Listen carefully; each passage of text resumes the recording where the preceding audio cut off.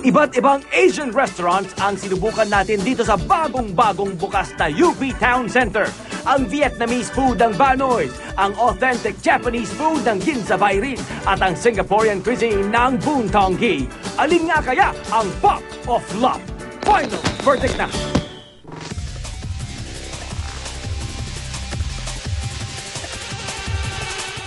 Reviewers, welcome to Luca Bakery. Dito pa rin sa UP Town Center, home of the famous best-selling sticky bun.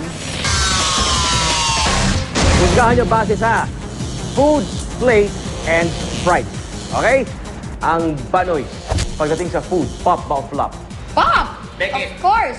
Kung mahilig ka nga sa Vietnamese food, yung presentation, lahat ng kulay, kompleto. Pag kinain mo, lahat ng lasa, kompleto rin. Yung ambience, matino.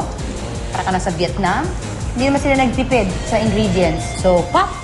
Pop na pop siya kasi makikita mo talaga yung Vietnamese na cuisine, yung umami. Talagang malalasahan mo. Place is pop kasi makikita mo may mga nakapost nga na mga pictures na nagde-depict ng Vietnamese culture. Price, pop na pop din. Pop naman yung food niya. Very fresh, very light, and very delicious. For price, to me, that's yun yung pinaka-pop for Banoy kasi affordable siya eh. Yung reasonable yung price. Banoy, ikay nakakuha ng 9 perfect pop points. So ilang steps lang away from Banoy ay ang Ginza Bayrin. Pop! Matik na akong maiyak, di ba? Speechless, priceless kaya yung unang kagat ko nung tonkatsu. Parang, minsan ko lang yun maramdaman na love at first bite ako. Yung pop! Ang ganda ng ambience. Ako para sa akin yung maliwanag na madilim. Hindi ko maintindihan. Siguro dahil glass lahat. Pero at the same time, hindi siya masyadong inilawan. Pop! Very affordable, di ba? Siksik din naman yung pagkain. At saka, ulam pa lang, ulam na. With kanin pa. And more kanin. And more sauce. Ay, saan ka pa? Pop!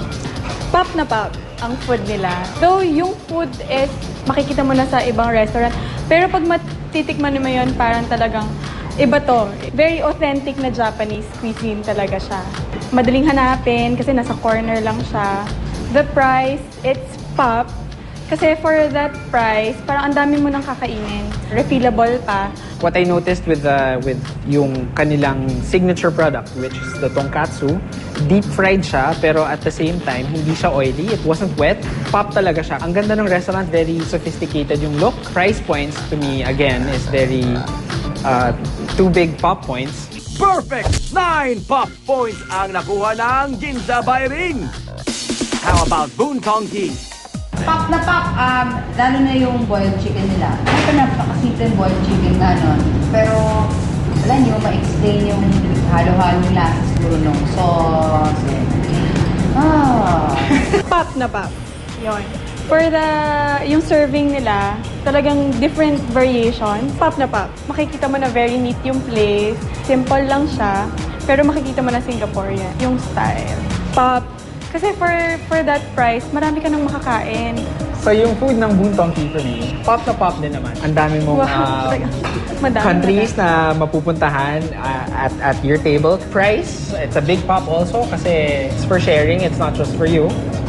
You can bring your family, your kids, yes. Diba? So it's a good deal. So pop.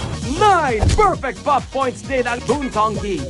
To wrap things up, Banoy's Vietnamese restaurant, Ginza Bayrin, Boon Tong Kee. Lahat kayo, 9 pop points. Perfect kayong lahat!